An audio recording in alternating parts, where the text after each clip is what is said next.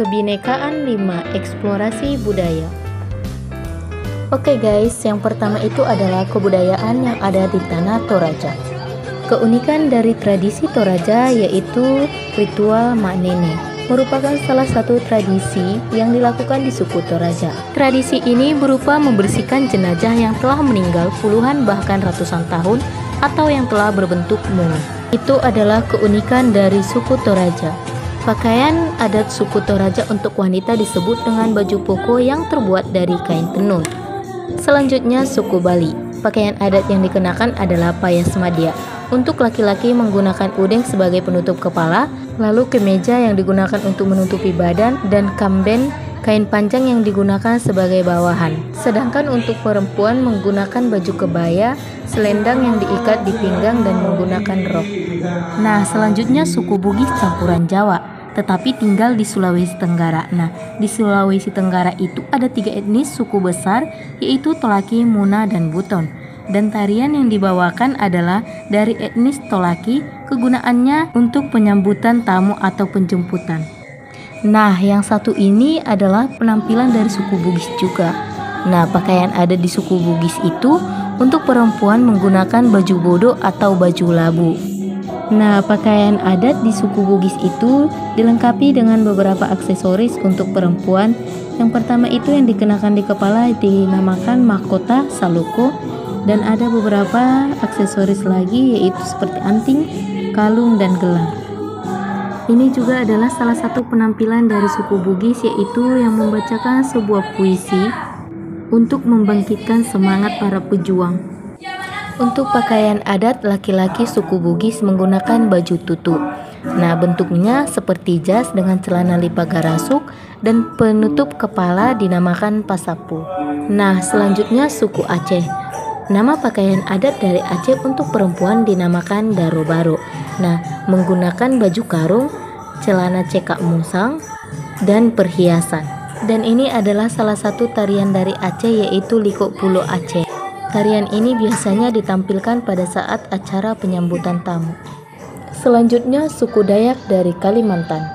Dan ini adalah sebuah tarian dari suku Dayak. Selanjutnya adalah suku Batak. Nah, suku Batak ini terbagi dalam 3 bagian. Yang pertama Batak Toba, kedua Batak Karo, dan ketiga Batak Simalungun. Dan ini adalah penampilan dari Batak Toba. Pakaian adat yang digunakan oleh suku Batak identik dengan ulos. Selain ulos, ada juga beberapa aksesoris seperti sertali yang diikatkan ke kepala. Dan penampilan yang terakhir ini adalah salah satu tortor dari Batak Toba. Di Batak Toba itu biasanya jika ada penampilan tortor maka akan ada saweran juga. Nah, kalau yang ini adalah acara hiburan ya guys.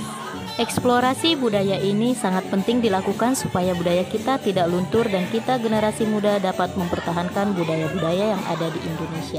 Selain itu juga eksplorasi budaya ini dapat memperkuat tali persaudaraan kita. Sama seperti semboyan bangsa Indonesia yaitu Bhinneka Tunggal Ika, walaupun berbeda-beda tetapi tetap satu. Selanjutnya kita akan menuju ke Kelenteng Sanggar Agung. Nah, cuacanya mendung ya guys. Walaupun mendung, itu tidak akan membuat patah semangat bagi kami PMM, khususnya di kelompok 2. Oke guys, kita sudah sampai di lokasi Kelenteng Sanggar Agung. Kelenteng Sanggar Agung Surabaya adalah tempat ibadah bagi pemeluk agama Tridharma yang didirikan pada tahun 1999. Dalam perjalanan lokasi kelenteng ini sempat mengalami perpindahan sampai 3 kali, sehingga dibangunlah Kelenteng Sanggar Agung ini. Kelenteng Sanggar Agung ini salah satu bangunan yang unik loh, karena lokasi kelenteng ini dibangun di atas laut. Ciri khas Kelenteng Sanggar Agung adalah patung Dewi Kwan Im yang berada di tepi laut.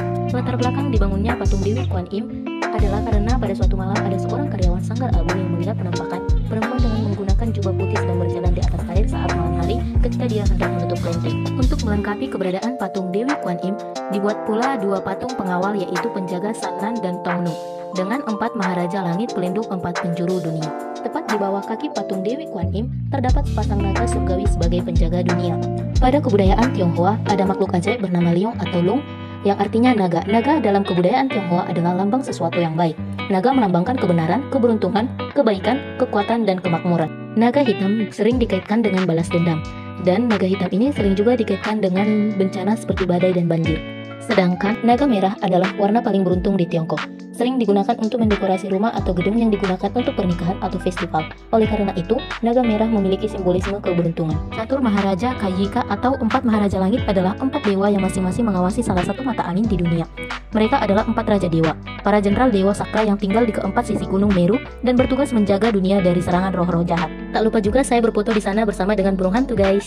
Oke, next kita lanjut perjalanan kita, yaitu menuju Stupa Mahabrahma yang terletak di bagian belakang bangunan Klenteng Sanggar Agung. Patung Brahma atau disebut patung Buddha 4 wajah ini dikelilingi dengan taman bunga dan 4 patung gajah putih. Dewa Brahma juga disebut sebagai dewa pencipta dan pendoa bagi manusia. Tak lupa juga saya berfoto di Stupa Mahabrahma ini sebagai kenang-kenang, guys. Dan tak lupa juga di sana kami berfoto bersama sebagai penutup kegiatan Kebinekaan 6 Ekspedisi Klenteng Sanggar Agung. Oke guys, saatnya OTW pulang. Oke guys, selanjutnya Kebinekaan 7. Bermain permainan olahraga tradisional melalui Vinesa Flashcard Kultur atau FFC. Tampilan kartunya seperti ini ya guys. Permainan olahraga tradisional ini sangat menyenangkan. Cara bermainnya menggunakan aplikasi FFC yang bisa di-download di aplikasi Play Store, dan ada kartu yang akan kita scan loh. Kemudian, kita akan menebak gambar. Jika jawaban benar, maka akan ada penjelasan bagaimana cara permainan tersebut dan sejarahnya.